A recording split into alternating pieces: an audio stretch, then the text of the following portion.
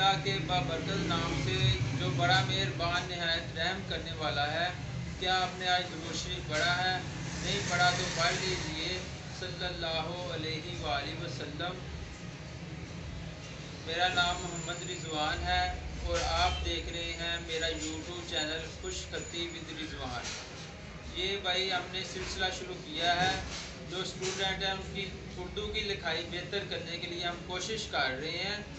तो आप तमाम स्टूडेंट से गुजारिश है कि वीडियो अच्छी तरीके से देखें और वीडियो पूरी देखा करें ताकि आप जल्द से जल्द लिखना शुरू कर दें।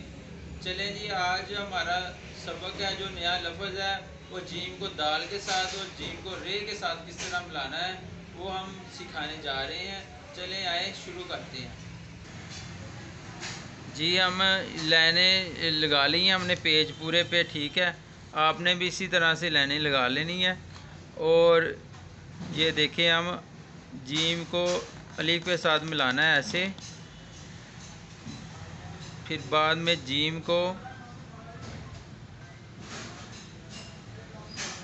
मिलाना है ते के साथ, बे के साथ मिलाया हमने।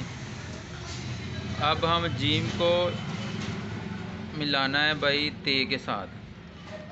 आपने तमाम लफ्ज़ों की बार बार मशक करनी है। अब जीम को मिलाना है भाई जीम के साथ। ये इस तरीके से हमने नोक से यहाँ तक हमने बनाना है, यहाँ से हमने दायरा बना देना है। अब हमने जीम को दाल के साथ मिलाना है इस तरीके से। ये हमारे दो नए लफ्ज़ हैं। ये देखिए, ये लफ्ज़ आपने ना बार बार लिखने हैं, जीम और दाल। ये देखें, फिर मैं आपको लिख के बताता हूँ। ये देखिए, आप कोशिश जारी रखें, इंशाअल्लाह ताला अल्लाह ताला कामयाब करेगा। अगर आपको मेरी वीडियो पसंद आई है तो इसको लाइक करें और मेरे चैनल को ज़रूर सब्सक्राइब करें ताकि मेरी आने वाली वीडियो आप तक बआसानी पहुँच सके। अस्सलाम वालेकुम।